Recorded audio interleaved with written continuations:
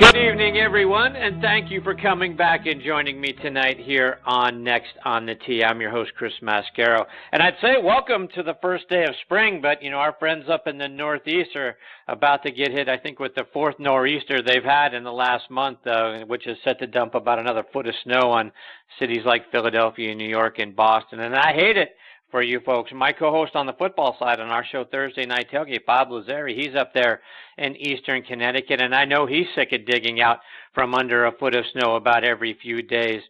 We're not getting anything like that down here in Atlanta. Our temperatures are going to plunge down to around 30 degrees for the next few nights. No snow, of course, but, winter always seems to do this to us this time of year. Just when you think it's time to go out and plant those spring flowers, winter makes one last charge and, makes us hold off until, after April. So I hope it actually starts to feel like spring for so many of you out there very, very soon. And like I mentioned last week here on the show, countdown is on, right? Countdown to the Masters. We got 13 days until my son and I are going to be walking those sacred grounds for the Monday practice round. One of my favorite days of the entire year. Please, God, no rain, right? We had rain last year. Again, it kind of ended our day very early. So, we're praying keep the rain away from us, for that whole week, really, because I know so many of you, it's, like it was for me, way back. I've been blessed to go every year since 2001, and it's like it's a bucket list, right, for so many of us to get to go out there and see Augusta National firsthand. And, people are buying and selling tickets, and you spend a lot of money for that sort of thing to get your day. I know my good friend Matthew Lawrence is going to be able to go out for the first time and see Augusta National. He's going to be there Wednesday for the par 3 with his twin brother Mitchell.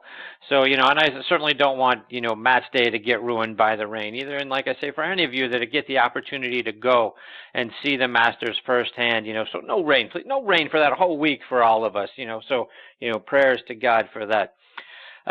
Tonight here on Next on the Tee, I'm so excited about the guests that I'm going to have. I'm going to tell you about them in a minute because first I want to give a shout out to the aforementioned Matthew and Mitchell Lawrence. Be sure to check out Matt's show, Backspin Golf, which airs Sunday mornings from 8 to 9 a.m. Eastern Time. It's my regular Sunday 8:03 tee time.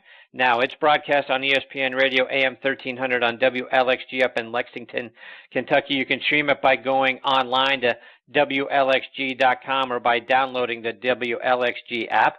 Matthew also hosts a drive time show from 4 to 7 p.m. Eastern Time that blows away any drive time show in the country. I listen daily on my drive home here in Atlanta. Again, download the WLXG app. I tune in on my smartphone. You can do the same.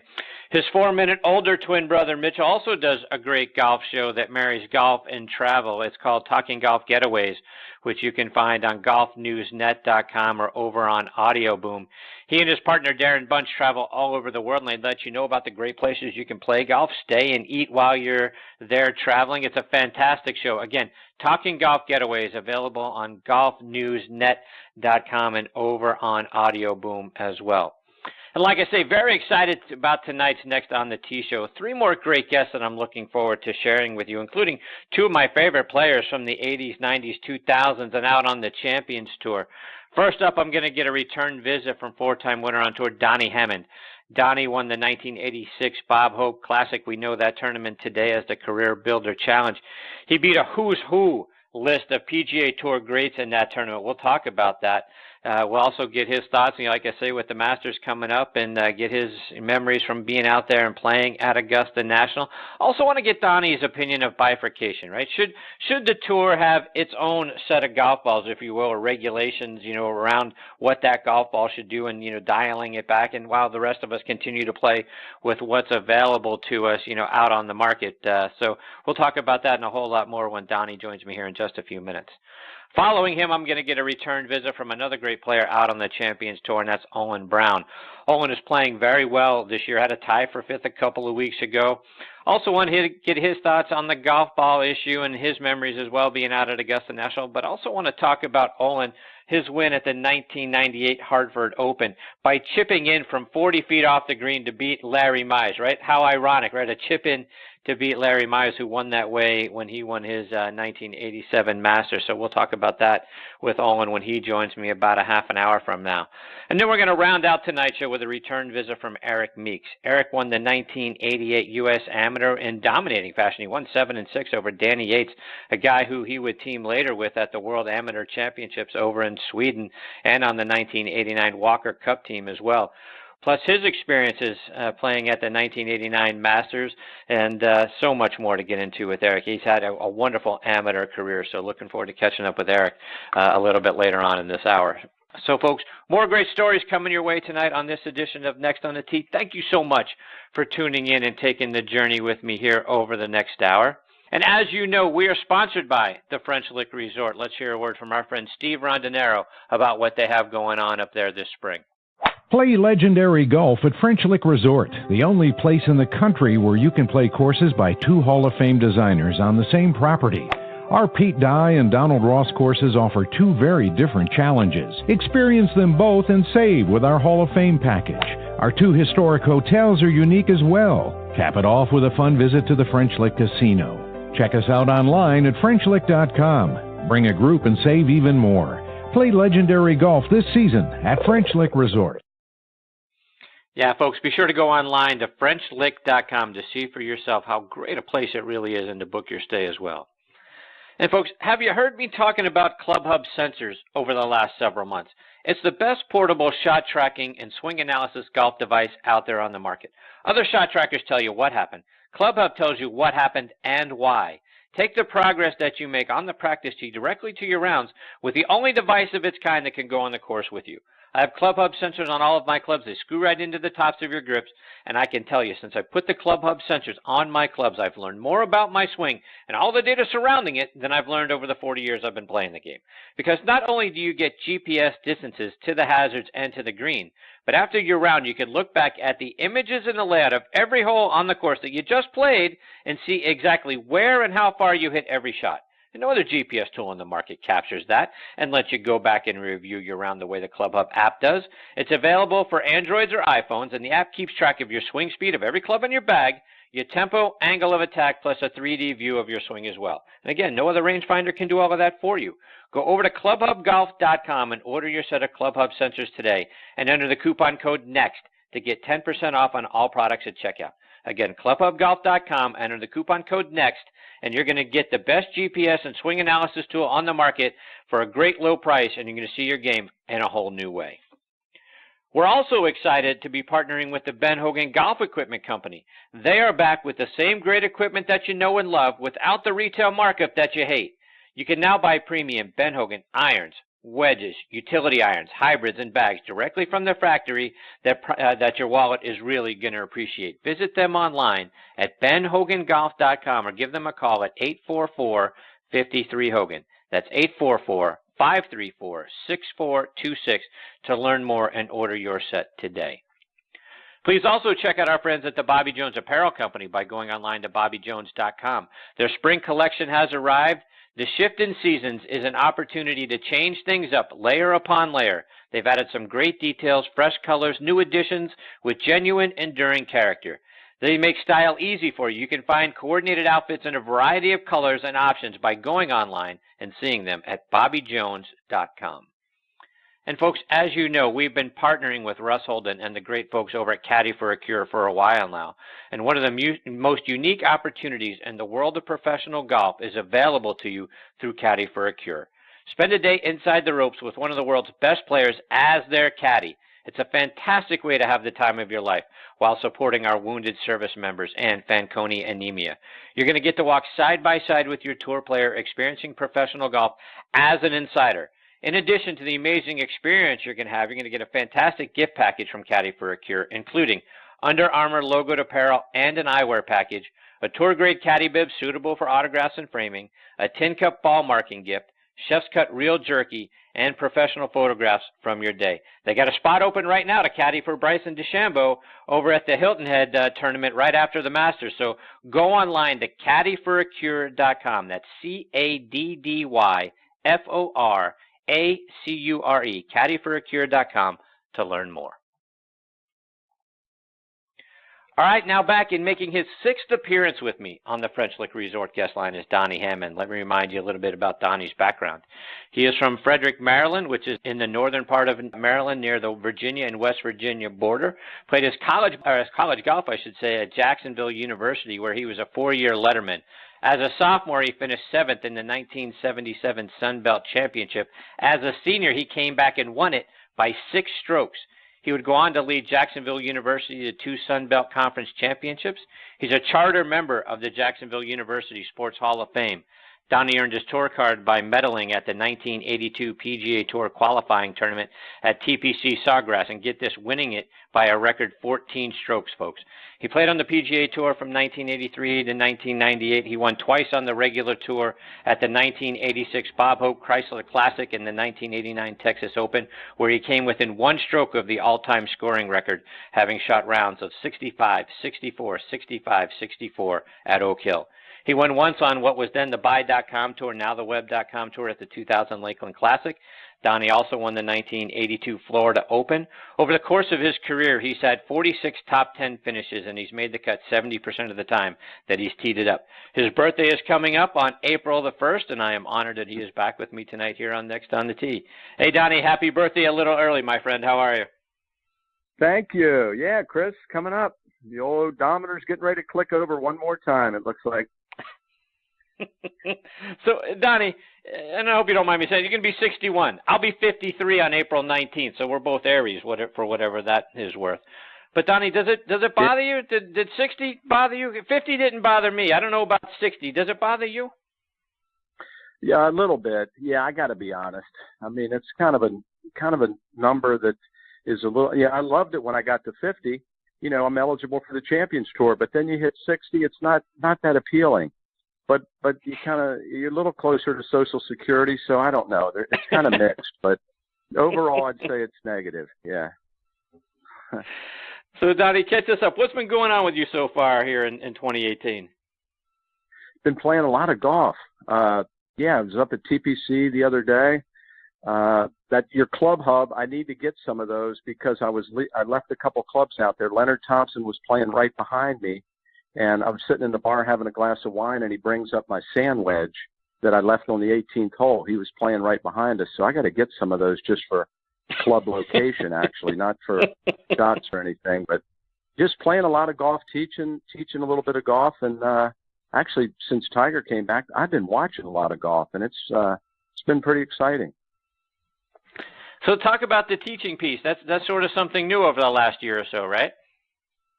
Yeah, it is. I work at a club in Orlando, Scioto Country Club. It's in the north side of town.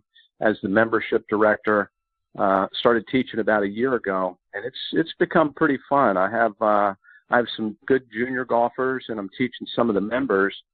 And you know, it kind of reinforces what you've been working on for years. A lot of the things come back to you, and so it's actually helped my game. So, you know, being able to help some of the youngsters, some of the members, and then, you know, maybe swing the club a little better myself. So it's been a good synergy with the teaching. And when you're spending time, whether it's with the junior players or the members there, talk about your style. Are you a look and a feel guy? Are you a TrackMan guy? Do you mix the two? What's your style of teaching? I mean, I like to use all the technology that's out there right now, whether it's, you know, help fit the folks with the right weight shaft, the flex. You know, if they're hooking it, you can flatten the irons a little bit. I like using, you know, the technology to help the players improve. And then I like to be out on the golf course. We're kind of an exclusive course, so I can take them out on the golf course with not a lot of people around and work on a lot of the scoring shots, whether it's, you know, yardages, chipping, putting, bunker shots. So not as much of the mechanical. You know, we do some of that on the range, but when we get out on the golf course, then we figure out how we're going to score, you know, a little course knowledge, you know, what we're going to hit off the tee, how we're going to draw the ball, fade the ball a little bit. And then around the greens is, you know, that's where you can really save a lot of shots. So kind of fine tuning the scoring part of the game for my people. And talk about that around the greens. Give us a playing tip, Donnie, because I see some different schools of thought, right? Like my son, 17, he's playing some junior golf, and his first instructor was all about just use the wedge. Let's use one club, no matter if he was 2 or 3 yards off the green, if he was 10 or 15 yards off the green, and teaching him how to to chip and pitch with just that one club. But then I see other instructors talk about, using 7-iron, 8-iron, 9-iron, depending on how close you are. Talk about what's your style. What do you think the right thing to do is? I think when you start out playing the first year or so, it's okay to, just go with your sand wedge from off the green. But then, as you start fine tuning, getting down in the 90s, the 80s, the 70s, then you want to start using clubs like 8-iron, where you're able to pitch it 5 or 6 feet onto the green and let it roll another 50 feet, instead of trying to fly the sand wedge halfway there. Your margin for error is a lot less when you get the ball rolling a little lower.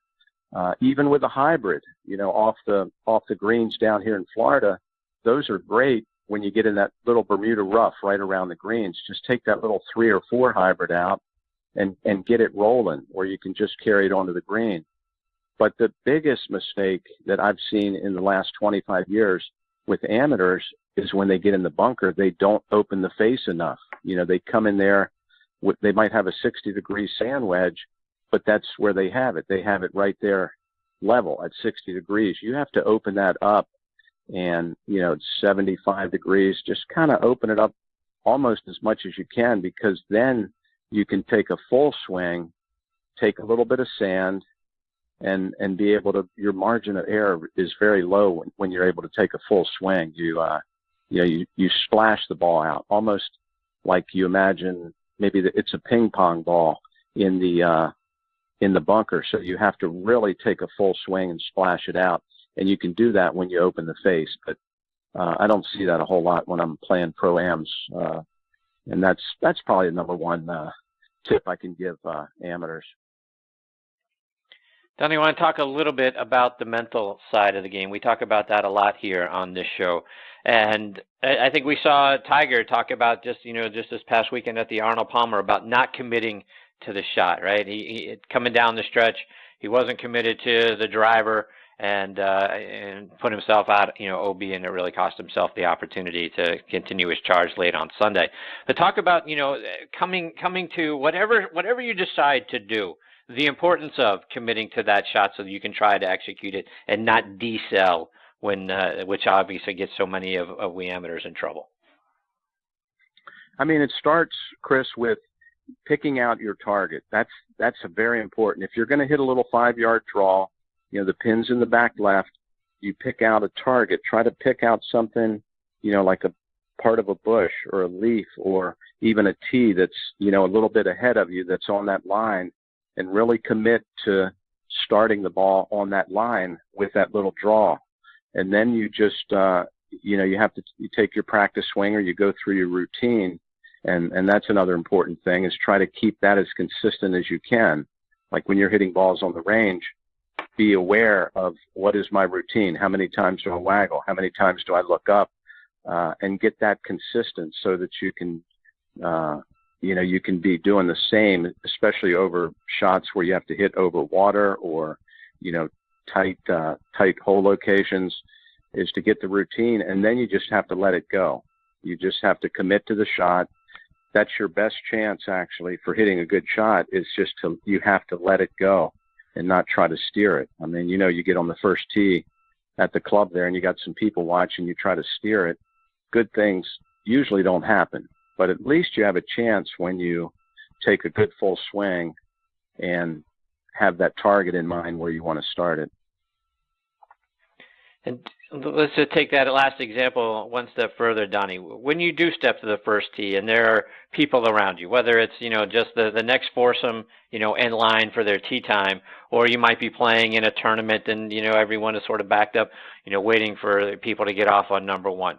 How do you not let, the choke, come in? How do you not let that big bite of the apple get you and just relax, tee it up and let it go and get off the first tee? It's hard to do. I mean, I was 10, 15 years. I'm sure, you could ask Olin Browne the same question that's getting ready to come on. When he gets into a regular tournament, if he's 57, 58 years old, he's still going to get those, those butterflies on the first tee. And it's just hard to get away from. It's kind of like they say, if you're not nervous, then you're not in the right mindset. You just try to use it to your advantage, because what it does is it gives you energy. You're fired up a little bit. You have people watching, and you're starting out the tournament, so it does give you energy. And the more you can kind of stay with your routine and pick your target out, that at least gives you the chance to to bust it down the middle of the fairway and hopefully birdie the first hole. But it's a hard thing to accomplish over the years. And speaking of energy, Donnie, when you're playing, midway through the front nine, maybe you're making the turn in a tournament, going to the back nine. It's not like it is for most of us, where at the turn we can go in and grab whatever, a hot dog, a candy bar, whatever it might be. What do you take when you're playing in a tournament? What do you take out on the tour or out on the course with you so that you keep your energy up? I'll tell you, the best thing I liked is to grab a peanut butter and jelly from lunch. When you go in, the clubhouse, they have everything in these clubhouses that we played on the tour. You could take fried chicken. They'll make anything for, the tour pros. But I used to love having peanut butter and jelly on whole wheat, and just put that into, a plastic bag, and then just try not to make a big mess of yourself when you're out there, because it does get a little, the jelly. But that was the best thing. And then they have all these little, oatmeal protein bars and things like that. But I was never crazy about those. I used to protein drinks. I used to have those. I would mix up some protein powder that had carbohydrates in it, and mix that with water, and that was kind of like a liquid meal, and that would hold you over. You really didn't need food with that, and that was pretty good. But you try a bunch of different things when you're out there and see what works. Donnie, I want to switch gears a little bit and get your thoughts on some of the things going on around the tour right now. And the big topic is about the golf ball, right? Bifurcation. Should we have one set of, a set of golf balls, golf ball regulations for the guys out on tour, while the rest of us can continue to play what's available to us out on the market? Do you buy into any of that? Is that the right thing to do? Is that the wrong thing to do? Or should we not be worried about what's going on with the golf ball at all? I think it's going to be pretty hard to scale the ball back right now. I think that ship maybe sailed about 8 or 10 years ago. It just got a little bit, the ball companies got just a little bit ahead of the people that were testing the golf balls, and they were able to figure out, how to do the outside, the core, the outside of the golf ball, the layering. They're just experts at it. And, I think it would be a good thing if, there were limits on the PGA Tour ball. That would make it a lot simpler than trying to do it game wide, where you did it, for all the amateur players. I don't think that's a good idea at all. But I think it could work with the professional tours, where they could bring back the mileage, the speed that it's coming off the club face. I think that'd be a good thing. Last Sunday, we saw Rory McIlroy, right, drive 373 yards on the par 5 16th hole. So we had driver wedge to that par 5. If they decided for whatever reason, we're not going to roll this thing back, should they be doing something to the golf courses to make it, fairways more narrow, grow the rough a little higher, change the conditions a little bit, make scoring a little more difficult to do if they decide not to do anything with the equipment? I mean, a hole like 16 at Bay Hill, driver sand wedge. I mean, that was crazy. I was watching that on TV. We were at a little birthday party, and I couldn't believe it. I thought he must have laid up. They said, no, this is second shot. I'm watching. I think what you could do on holes like that is just bring the fairway in a couple yards on each side. You could have the rough a little higher, but, we have a lot of tournaments where the rough is high, and the guys still, shoot 16 under for the week. Like up at East Lake in Atlanta, a couple years ago, they would have the rough up, but the guys were driving it 100 yards from the hole, and still, they could still get sand wedge on it. So, you could firm the fairways up a little bit. When they chase out and roll into the rough, then you're not going to be able to, get the spin on the ball and be able to control it like you can, when you hit it out there 320. So it's tricky. The guys are hitting it further right now than they used to. The guys are swinging harder, and they're hitting it for a lot further. So it's going to be tough. Donnie, looking ahead a couple of weeks, we have the Masters coming up here on the calendar. Do you remember the first time you drove up Magnolia Lane and played the course? Yeah, I do. Yeah, 86. Beautiful. I think the weather was really nice the first 3 days or so. And I think I mentioned on your show before, I got to play 9 holes with Arnold on Tuesday. And that was just the highlight of the week for me, the highlight of Augusta National for me.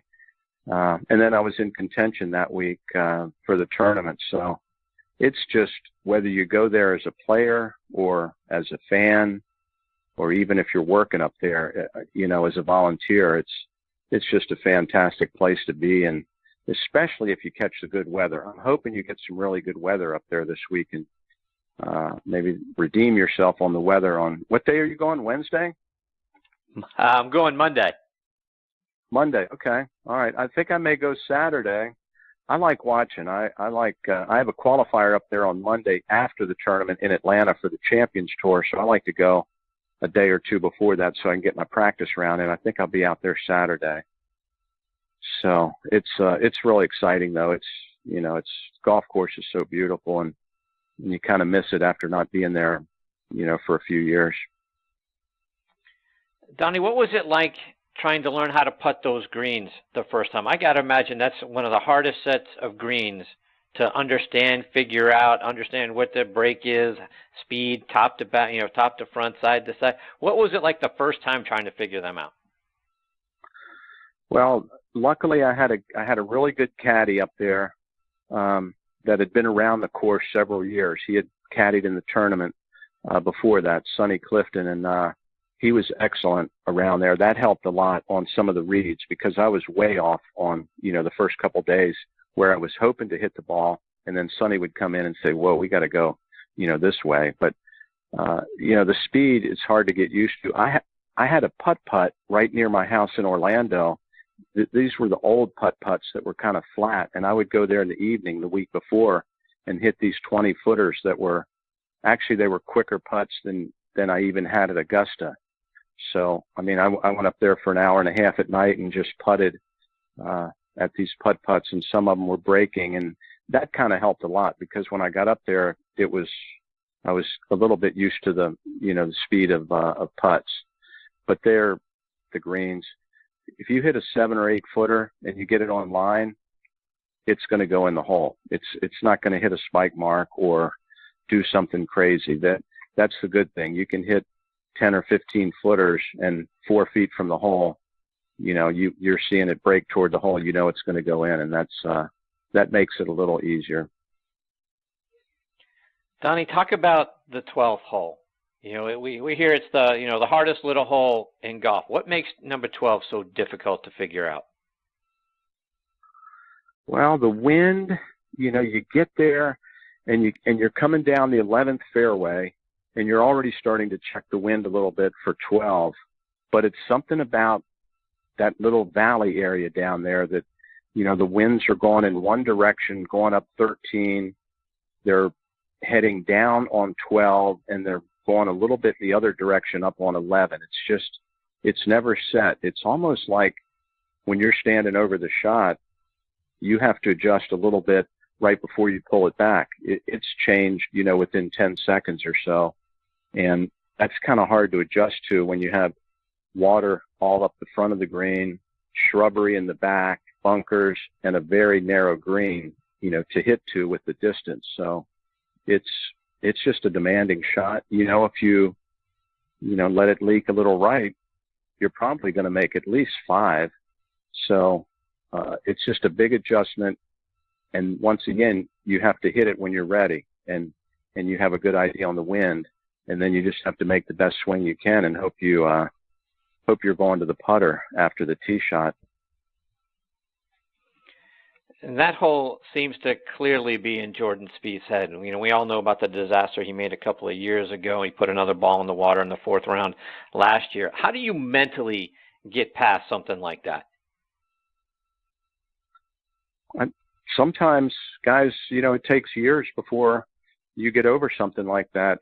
He'll be thinking about that for sure. You know, he could take a little bit more of a conservative route to the left, but you know, over the years, we've seen a lot of guys make double from that back left bunker, or, you know, back in those bushes in the back. If you catch it a little long and a little left, you can make 5 just as easy from there. So, I think he's gotten a lot of experience the last 2 or 3 years there, and he's probably going to do a lot better this year.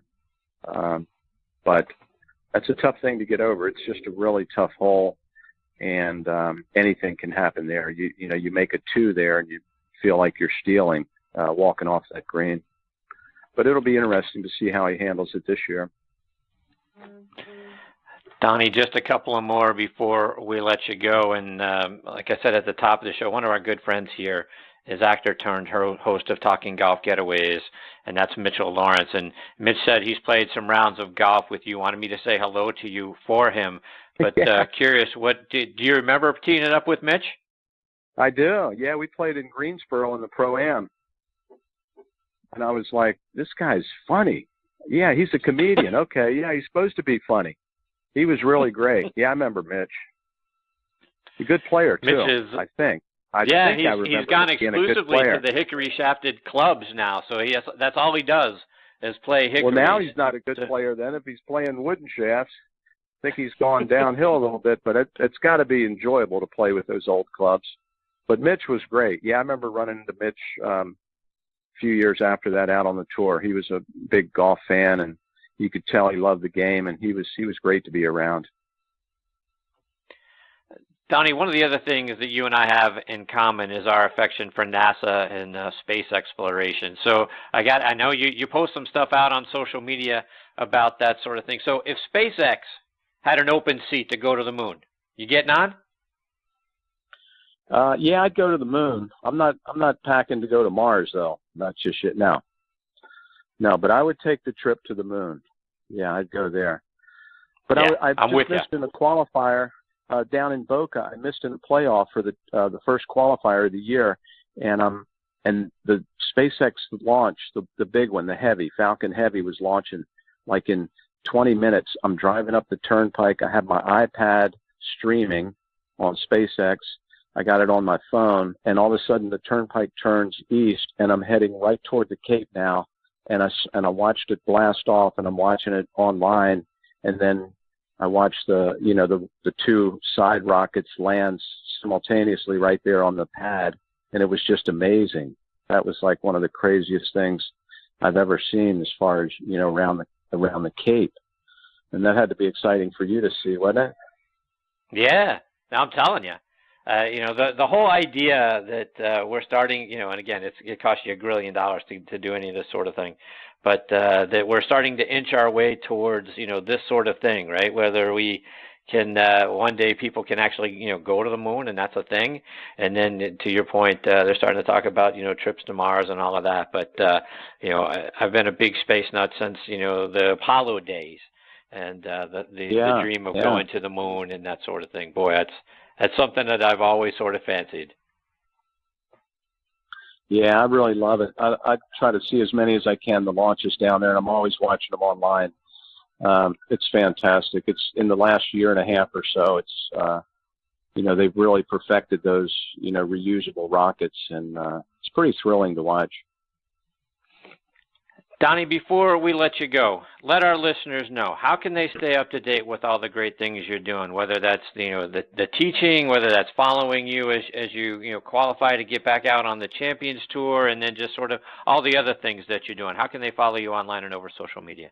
Yeah, Twitter at Donnie Hammond, and then DonnieHammond.com. I'm starting to do little schools down here. If you're traveling to Orlando and you want to come down for a half a day or a day, I can take you out on the course and we can teach and play a round or two. And I do that. That's on the, my contact information is on DonnieHammond.com, so they could do that. Yeah, I love to see Donnie, some folks come. Donnie, thank you so much for taking time out of your night to come back and be a part of the show. I always have such a great time when you're able to join me. I appreciate your time tonight, and hopefully we get the opportunity to catch up with you again real soon. I hope so. Have fun at the Masters, and thanks for having me on, Chris. All right, Donnie, you do the same. All the best to you and your family. We'll catch up soon, my friend. Thanks. Bye-bye. See you, Donnie. That's the great Donnie Hammond. And again, DonnieHammond.com, and check him out at Donnie Hammond on Twitter. He does a lot of great stuff, and the space stuff is something that I certainly share with him, and look forward to catching up with Donnie, hopefully again here real soon.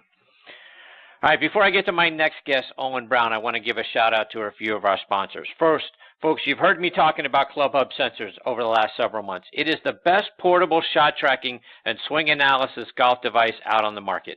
Other shot trackers tell you what happened. Club Hub tells you what happened and why. Take the progress that you make on the practice tee directly to your rounds with the only device of its kind that can go on the course with you. I have Club Hub sensors on all of my clubs. They screw right into the tops of your grips, and I can tell you, since I put the Club Hub sensors on my clubs, I've learned more about my swing and all of the data surrounding it than I've learned over the 40 years I've been playing the game.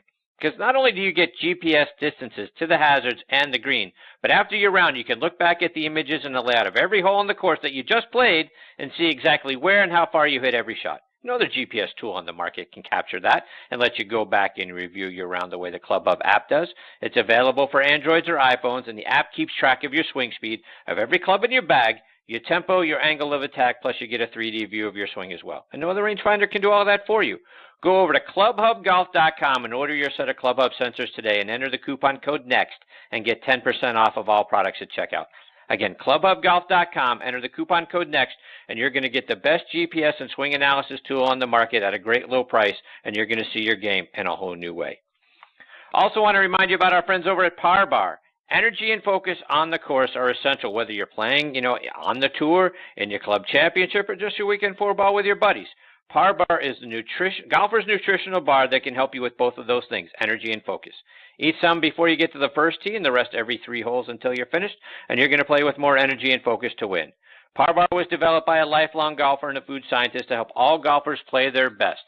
Go online to parbargolf.com and order yours today. And folks, this segment of the show is sponsored by our friends over at the PGA Tour Superstore.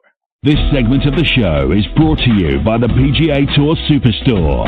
See why golfers everywhere are proud to call PGA Tour Superstore their golf pro shop. Visit them online at pgasuperstore.com. Now, back to you, Chris. And now back in making his 4th appearance with me on the French Lick Resort guest line is Olin Browne. Let me remind you about Olin's background. He is from Washington, D.C. He attended Occidental College out in L.A., and he joined the golf team as a sophomore and gradually moved his way all the way up to being their #1 player. He was named a first-team All-Conference, All-SCIAC golfer in 1980 and 1982, and he received an at-large invitation to the NCAA Division III Championship. He was inducted into their Golf Hall of Fame in 1997, and their Golf Annual MVP Award is now named in his honor. He turned pro in 1984, and he's won 4 times on the then Nike Tour, twice in 1991, once in 93, and once in 96. He has won 3 times on the regular tour at the 1998 Greater Hartford Open by chipping in from 40 feet to defeat Stuart Sink and Larry Mize in a playoff. I bet Larry Mize can name that tune in one note.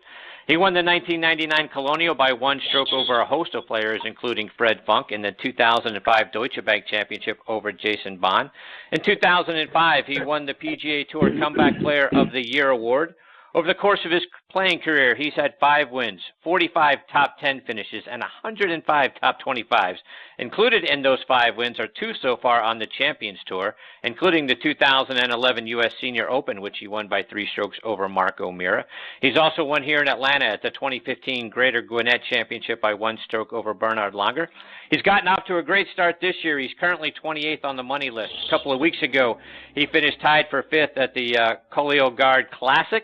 And I'm rooting very hard for him every week, and I'm thrilled he is back with me tonight here on Next on the Tee. Hey, Olin, thanks for coming back on the show. Chris, you're such a good guy. I can't believe you've invited me back for a fourth visit. Thanks for having me. So Olin, are you over in Biloxi, Mississippi, getting ready for next week's tournament?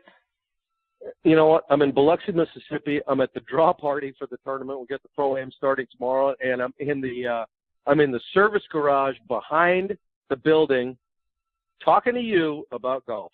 How much better is it to get than that? For me, it doesn't get much better. For you, I'm sure it gets a heck of a lot better. I appreciate you taking time out of the party. I'm living large right now. Great to be with you. So I gotta get your thoughts, Olin. For status of your game, you're playing so well. A tie for fifth a couple of weeks ago. How you feeling about how 2018 has started? Okay, so my golf the last year and a half looks kind of like a heart monitor. My good's really good, my bad's really bad. I played really nicely in Tucson. I was very pleased by that. And then I played about the same kind of golf the next week, and my putter kind of went soft on me, and I finished 40th or something like that. So I don't know what's coming every week. I'm just showing up and doing the best I can and having a lot of fun doing it still. So that's where we are.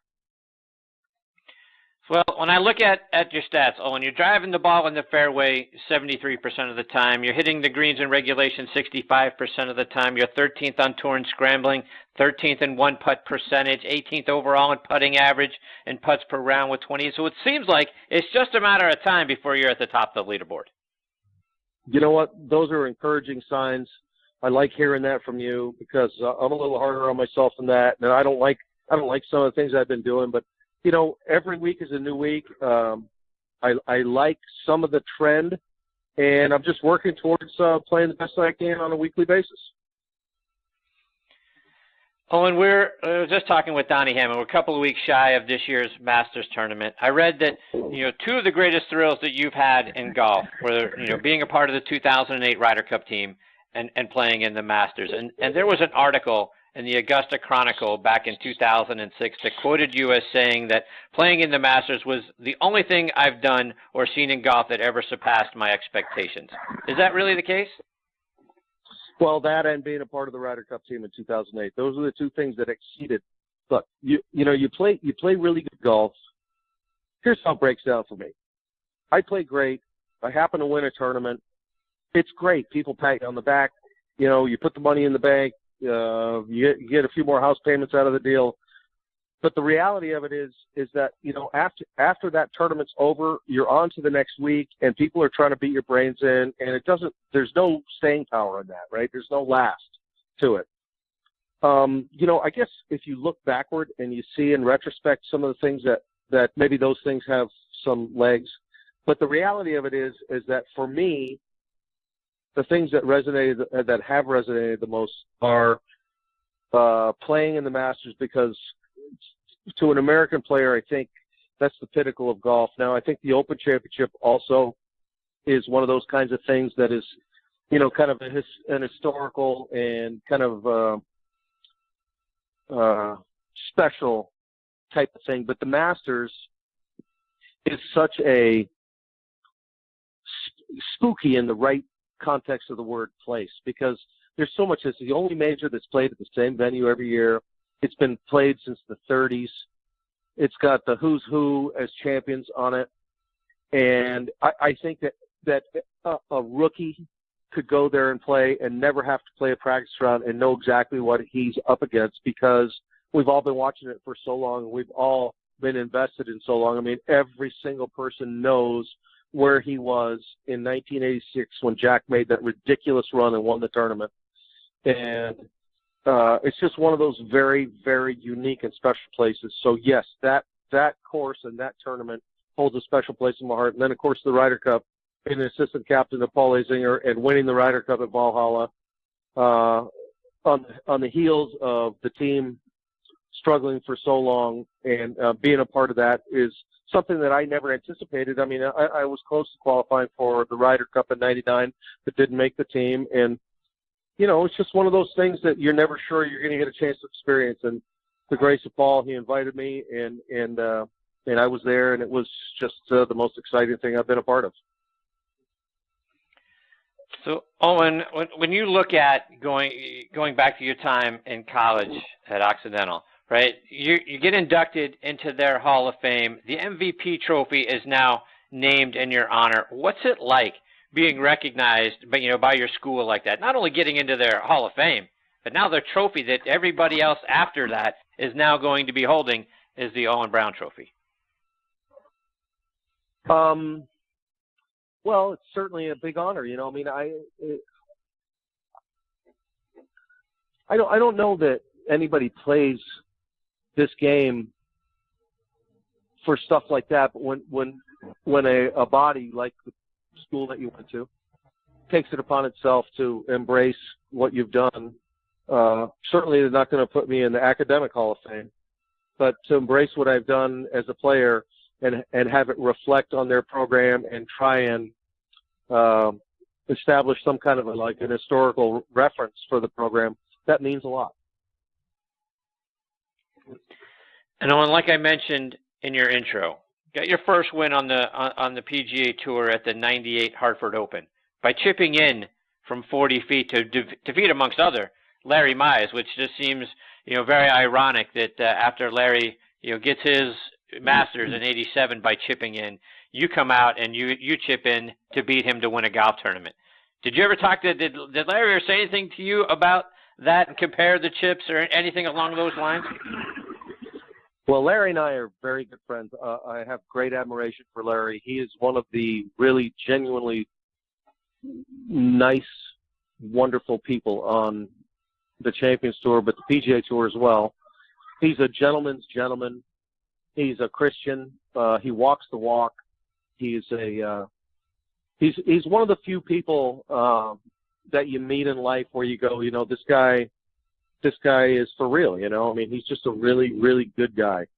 And when I chipped in to win that tournament, a bunch of people are talking about this and that, blah blah blah, and what a great shot it was. And I go, hey, the greatest shot that I've ever seen was the shot that Larry made to win the Masters in '87 against Greg. I mean, Greg, the best player in the world, and Larry in maybe the most. I mean, if he'd hit it in the water on his second shot, that would have been the worst position. But the next worst position was to have missed the green that far to the right, and then hometown hero cans it. Maybe the most improbable shot I've ever seen televised. Now, Gene Sarazen when he made his double eagle there or whatever, but that wasn't that wasn't the walk off either, right? When Larry made that shot, I mean, it's an inexplicable experience especially for a homie, for him to have done that. That's his legacy in golf. All the great things that he's done, all the stuff that he's done, to help other people, and all the golf that he's played, the great golf that he's played. That is the one shot for which he'll always be remembered. Owen, just a couple more before we let you get back to the party. 2011, you're out on the Champions Tour. Now you bring home a major, right? You win the 2011 U.S. Senior Open at Inverness. Talk about winning a major. Not only winning a major, in the style that you did, but you outdistanced a field, of legends, obviously, right? The Marco Miras and Cal Kavecki and Hale Irwin, Bernhard Langer, all near the top of the leaderboard. Talk about what it was like coming down the stretch, trying to, beat those guys.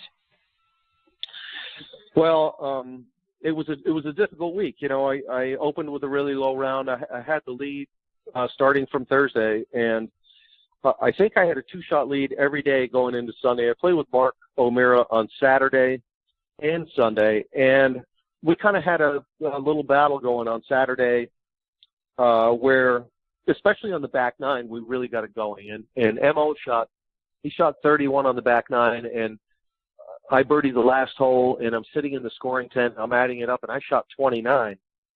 And that helped me maintain my 2-shot lead over him, but more importantly, it distanced me from everybody else in the field. So Mark had a 3-shot lead for second, and I had a 2-shot lead on him. It basically ended up being match play on Sunday. And, you just couldn't ask for a better pairing than to get paired with Mark.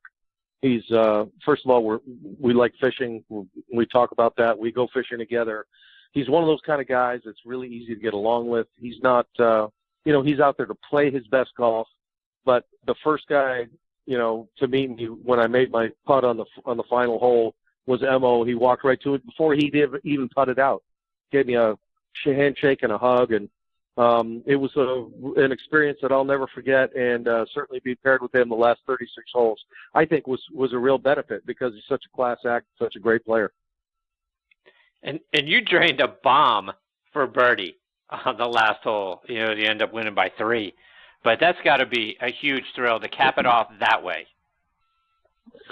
Well, everybody asked me how that week went, and it was just it's a phenomenal week. It was almost an out-of-body experience. I played as good a golf day to day that I can remember, and each day was a lot of fun. The first day I shoot 64, and I got a couple shot lead. The second day I shoot 69. I maintain that. I'm playing with Mo. We shoot those ridiculous scores on the back nine. I maintain my lead. Everybody asked me how much fun was it. It goes, the first 3 days were a blast. Sunday was awful.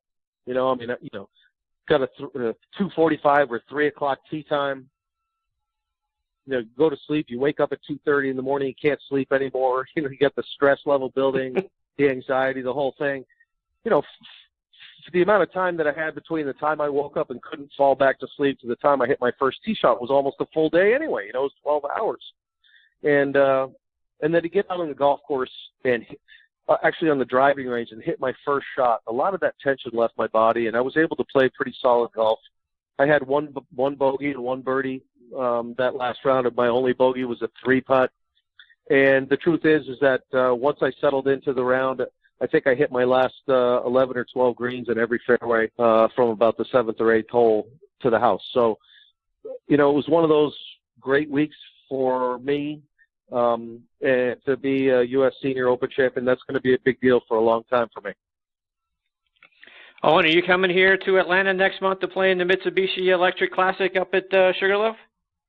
I am. And I love that golf course. I love being in Atlanta. The golf course has been a part of the PGA Tour and the PGA Tour champions for a long time. It's springtime in the South. It's just a beautiful time of year to be up there. Greg Norman designed Sugarloaf. It's really a great golf course.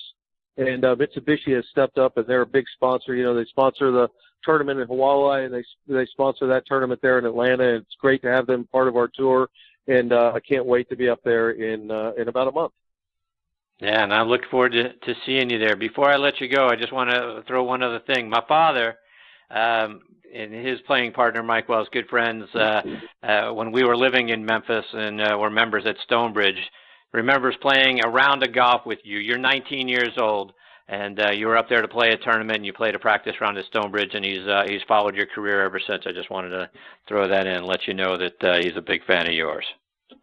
You know what? Anybody who's related to you, I'm a big fan of as well. And tell them thank you so much. And you know what? It's a great game, this game of golf. It brings you to meeting a lot of different people, takes you to a lot of different places. And it's a journey that while, you sit around and daydream about things, you can't imagine the reality of it. And it's, we're all really blessed and gifted to be part of golf and PGA Tour golf and this great game that brings us so many great places. You're fantastic, Olin. Let our listeners know, how can they follow you, stay up to date with all the great things you're doing, whether it's online or it's over social media? Yeah, so I got a Twitter account. It's Olin Browne. I like getting into things on Twitter. It's a lot of fun. It's a great source of information. There's a lot going on. There's a lot to be talking about. There's certainly a lot of topics that people broach on Twitter, and so that's how you can find me. And you know what? If you have a question, I'll try and follow up. And you're a great disc jockey as well, by the way. So kudos to you. Well, thanks. Yeah, I post a song every day. My daughter is in the music business. She's a singer-songwriter, and I was trying to figure out a way to kind of promote her product. So I said, you know what I'm going to do? I'm going to post a song every day and welcome everybody to the new day with a song. And then I slip one of her songs in there too, and it gets her a little publicity, and it's a lot of fun. So follow her on alexanderbrown.com as well. AlexanderBrownMusic.com. Olin, thank you so much for taking time out of your busy night and stepping into the closet to take our call and be a part of the show. You're fantastic, my friend. I really appreciate you. Chris, it's great being with you. It's always great talking to you. I love your show. I love listening to your guests. And look forward to being invited back again for number 5. There you go. Take care, Owen. Good luck. We look forward to catching up with you again real soon. All right, brother. Be well. See ya. Be sure to follow Olin Browne. I'm looking forward to having him up here in Atlanta in a couple of weeks. In between now and then, we are certainly huge Olin Browne fans in our family. All right, I've got our next guest, Eric Meeks, hanging on the line. We're going to get to Eric after this real quick station ID. You're listening to Next on the Tee, heard around the world on great sites like TuneIn and Podbean. Hear your favorite PGA and LPGA legends, pros and top instructors sharing their stories, insights and tips to lower your scores every week here on Next on the Tee. Now, back to you, Chris. And now back with me on the French Lick Resort guest line is Eric Meeks. Let me remind you about Eric's background. He is from San Bernardino, California, played his college golf at the University of Arizona and was a third-team All-American in 1988. While he was there, he won twice during the 1987 season at the Golf World Invitational and at the William H. Tucker Intercollegiate Tournament. He helped Arizona to the #1 ranking in 1988, which was a banner year for Eric because he won the 1988 U.S. Amateur over Danny Yates 7-6. After winning the first 4 holes in the morning round of the 36-hole final, went on to shoot 65, one of the best rounds ever in a U.S. Amateur. He defeated 2-time amateur champion Jay Siegel in the Friday round to advance to the finals, and he also defeated David Toms of LSU in the semis. On top of earning an invitation to the 1989 Masters with his win, he also played in the Walker Cup matches that year, which was played up here in Atlanta at the Peachtree Golf Club. He turned pro and played on what was then the Nike Tour, now the Web.com Tour, and had a couple of runner-up finishes at the 2001 Siouxland Open and the 2002 Price Cutter Charity Championship. He also played on the Asian Tour and finished 8th on their Order of Merit in 1999. Eric was inducted into the University of Arizona Sports Hall of Fame in 1993, and he now runs the Eric Meeks School of Golf and is Director of Instruction at the TaylorMade Golf Experience out in Las Vegas, and I am thrilled he is with me tonight here on Next on the Tee. Good evening, Eric. Thanks for coming back on the show. Thanks for having me, Chris. So, Eric, I want to start by going all the way back to your time at the University of Arizona. And, Eric, I had Ted Purdy on the show with me a couple of weeks ago, and I know Ted was a few years after you at Arizona, but, by chance, have you had an opportunity to play or talk with Ted over the years? Oh, yeah, I played with Ted a bunch over the years on the nationwide tour, on the over in Asia, also over just various tournaments in the U.S., but I haven't spoke to him recently, but he's a friend of mine. He's a great player, played for just after me at the University of Arizona, but really nice guy. I like Ted a lot. And Eric, you and Jim Furyk were together at the University of Arizona. Talk about what it was like playing alongside a young Jim Furyk. So Jim Furyk actually came in right after when I was a senior, and then Furyk came in. So I wasn't able to play with him on the team, but I heard a lot of the guys I played with on the team were teammates of his, and so very competitive guy. And so one of the main things with Jim Furyk, he has a unique golf swing, and he didn't play very well his senior year in college, but it just goes to show how disciplined he is, how tough mentally he is, because he stuck with it, and then he's having his career, his professional career has been amazing, and so. Usually when guys start getting it going sideways, they'll make, swing changes and they'll lose their confidence. Not Jim Furyk, so that just shows you how I think his greatest asset is the way, his confidence and the way he thinks of his game. So, he didn't go look for a big swing change when it wasn't going his way his senior year in college. And Eric, for folks who aren't aware about the great players that the University of Arizona has produced, on top of you and Ted Purdy and Jim Furyk, you got Dan Poole, Don Pooley, Ricky Barnes, Rory Sabatini, Robert Gomez, Mike Springer, and Jason Gore, just to name a few. And Eric, so I have to imagine the alumni golf tournament has to be a lot of fun and pretty darn competitive too. Oh yeah, and so a lot of great players throughout the last 30 years, even longer than that, actually. Just our coach, LaRose, was there for a long time. I think about 34 years he was there. It was great weather down in Tucson, a lot of great golf courses. So I think that's what attracted a lot of the players. And then when the team became, one of the top teams in the country, I think it really attracted, it was easier to get the recruits. But when we have a chance to see each other, it's, there's a lot of really good players there. It's always nice to see the guys, and so there's been so many guys that have won on tour and then won majors. So any time you get back to see the guys at the fundraiser, it's always great to see the guys. So, and some guys are still playing well. So fun to watch.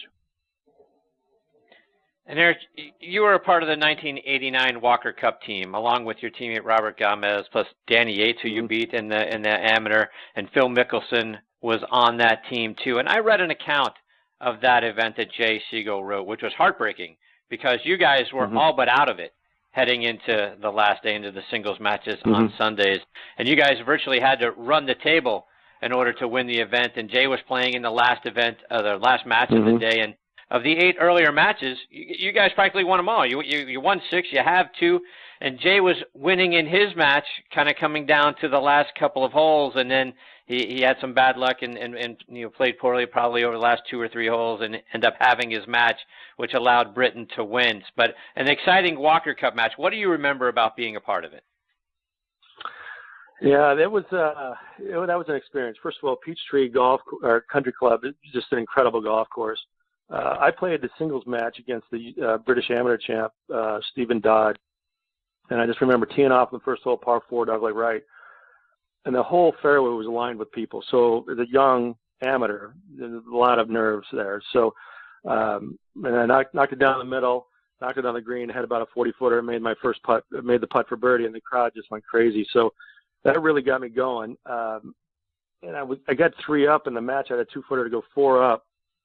And I missed the 2-footer. So I was 3 up through 9. And then he played well on the backside, made a few mistakes, and it came down the last couple of holes for me. And I knew it was tight. I knew we needed that match. And I ended up having to make a 7-footer to tie on the 17th hole. And then he had about a 2-footer on the last hole, which I gave to him just for sportsmanship. But we ended up having the match. It came down to Jay in the last match. He was right there. I think he lost the last 2 holes. It was tough to take. We almost came back in that. But we gave it our all. Looking back on it, it was a great experience to play with some of those guys. At the time, I didn't know Phil was going to go on to do what he did in the game. And then a couple other guys, Robert Gomez, my teammate, won a couple times on tour. Jay Siegel had an incredible amateur career, but to be on that team, it was a very special moment. And then I just had a chance to speak with our captain, Fred Ridley, a few weeks ago. It was nice to see him after all that time. So, something I'll never forget for sure. Eric, as I've been talking with Donnie Hammond earlier tonight and just finishing up with Olin Browne, we're a couple of weeks away here from the Masters. As the 88 amateur champion, you got into the 89 Masters. And last time we discussed how the thought of being in the Masters started to creep into your head, when you were in that last match in the 88 amateur because you had such a large lead. But when the Masters invitation comes in the mail, what's that like? What's it like going to the mailbox and seeing your invitation to the Masters? Yeah, it's special because everybody, when you're a young amateur golfer, that's what you dream of, playing at Augusta. And so, one day you hope to win there, but just getting there is very important. It's very difficult to qualify for that tournament. And so, at the time I just turned 24. I know that's old in today's day, a lot of young golfers out there, but it was an accomplishment that I actually achieved faster than I thought that I would. So I was excited about it. We had maybe 20 friends and family, good tickets to go and watch. Got out there way early, basically. Went out a couple times before the tournament, but then also I think I arrived on Friday before, but I want to get used to the greens. And just to be able to play the practice rounds and then go and basically hit chip shots from where Larry Mize chipped in, things like that. Walking up 18, watch it on TV so many years. It was very special. And the greens are extremely tricky out there. And so the tournament really doesn't start until you get on those greens. And I think that I had my coach, Rick LaRose, caddy for me from the U of A, and he did a great job. But looking back, I think I should have taken a local caddy because the greens are so subtle, so much slope on them that the breaks you just can't see. So it's really very important to maybe have a local caddy, a guy who knows how those greens break. So I think it would have saved me a lot of shots. But very special to go back or to play. And then, I always thought that I would be back. Well, try and maybe one day win the Masters. It didn't work out that way, but that's what was my thinking at the time.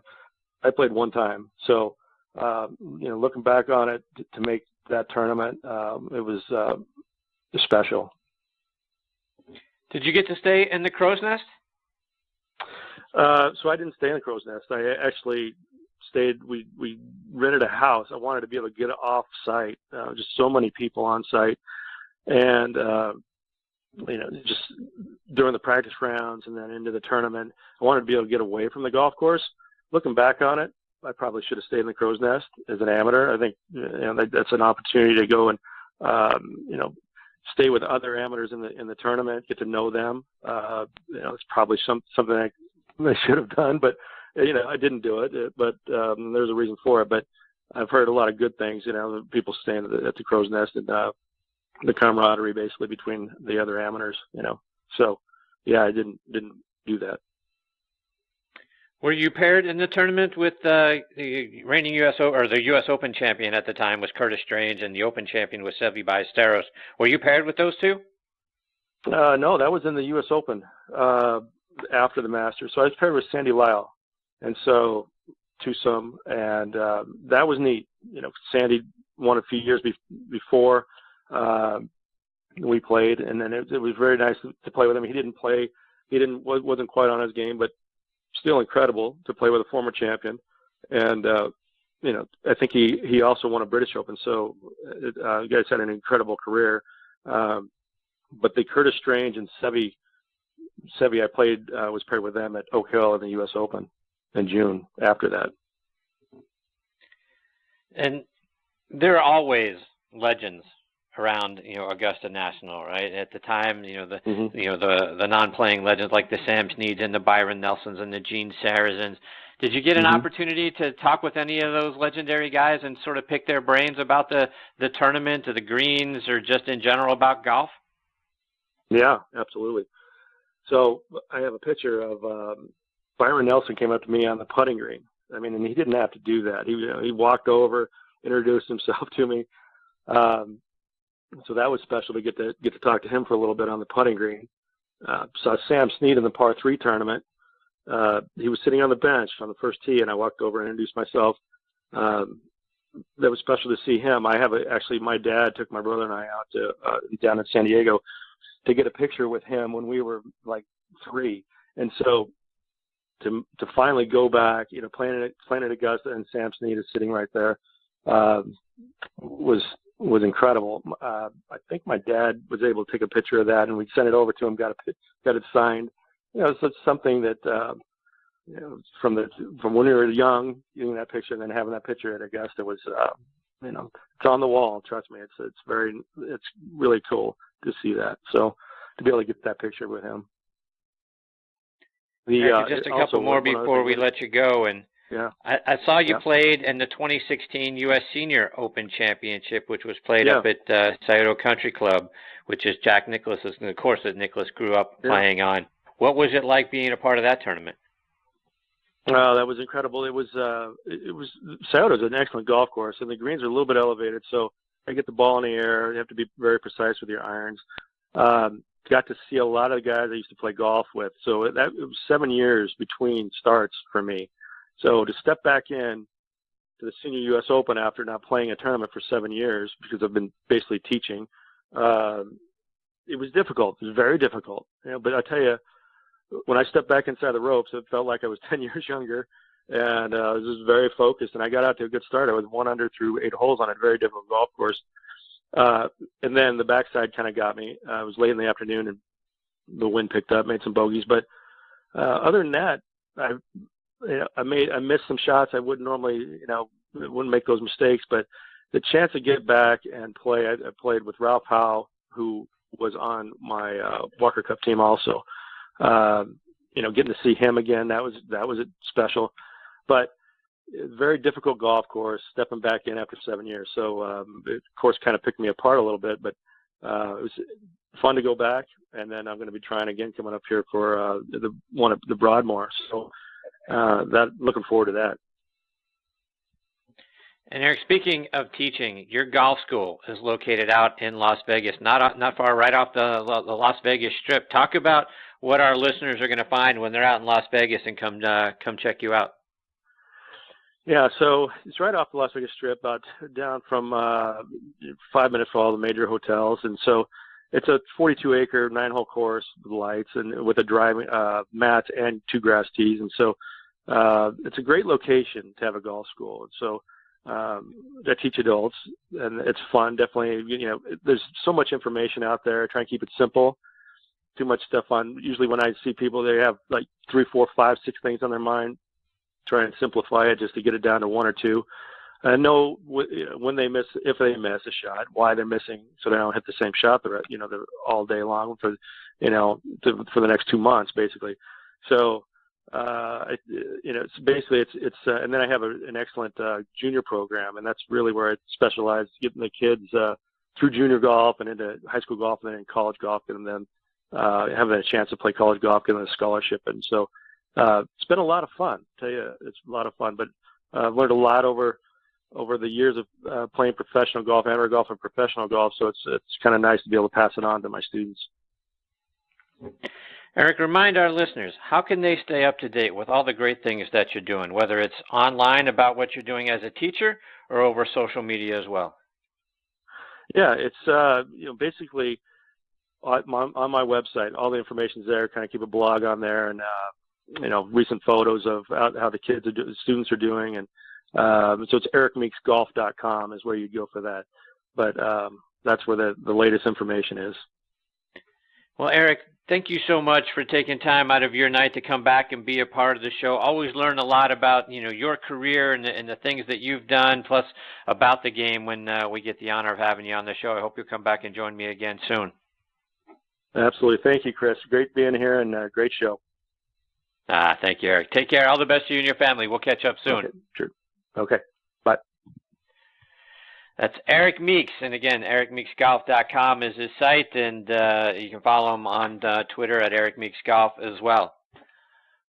All right, folks, it is time for us to start to put a bow on this episode of Next on the Tee. But you know what? We like to close up shop every week by reminding you about the great things going on at the Salute Military Golf Association and the work that Jim Estes and his team are doing.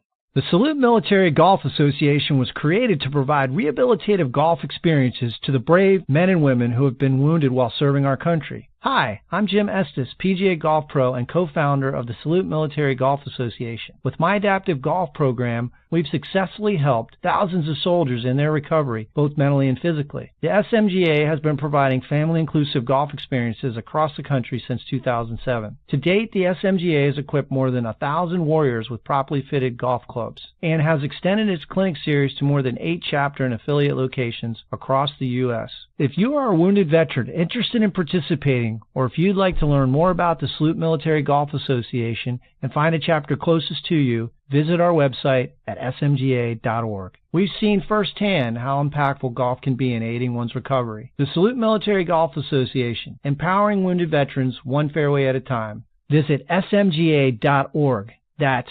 smga.org.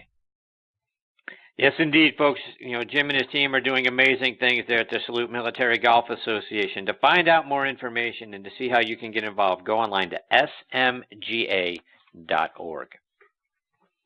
All right, folks, it's time for us to put a bow on this episode of Next on the Tee. I want to send out my sincere thanks again to Donnie Hammond, Olin Browne, and Eric Meeks for joining me tonight. I hope you enjoyed the show. Please give me your thoughts. Check out our page, Next on the Tee with Chris Mascaro on Facebook. Share your feedback with me there. Plus, if you've got a question, for one of our future guests. And you can see who our future guests are going to be by going online to our website, nextonthetee.net. But if you've got a question for one of those future guests or someone who's already been on the show, please let me know. We'll be glad to get that question over to them and get it answered for you. Plus, also check out our show on the football side, our sister show, Thursday Night Tailgate, with me and my co-host, Bob Lazzari, and our announcer, Joe LaGiannusa. That show airs live every Thursday night from 8 to 10 p.m. Eastern Time, right here on Blog Talk Radio. And that show, like this one, also available as a free podcast over on iHeartRadio and on Podbean. And we can't thank our friends over on Podbean enough for featuring our show. They're featuring this show, Next on the Tee, over on in their golf category. They're featuring our football show, Thursday Night Tailgate, over in their football fan section. Can't thank those folks enough. Podbean, fantastic. If you haven't checked it out, they've got so many great podcasts across all genres. Download the Podbean app, and you can take us with you everywhere you go. On Thursday Night Tailgate, we are joined every week by 5 NFL legends who come on and share their stories about their playing days, plus give us their insights into what's going on around the NFL now. Plus, we also highlight 2 players doing great things in their communities in our Spotlight on the Positive segment. You can find that show online at ThursdayNightTailgate.com. And again, this show, nextonthetee.net. Folks, thank you for choosing tonight to listen to this show. We know you got a million podcasts and other radio shows to listen to. We really appreciate the fact that you are making Next on the Tee one of them. Until next week, hit 'em straight, my friends.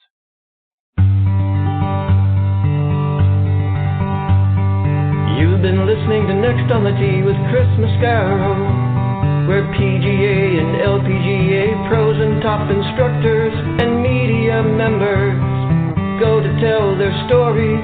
Join us the same time every Tuesday to hear more stories about the game we love from people who love sharing those stories with you. It's all about the great game of golf. It's all about the great game of golf.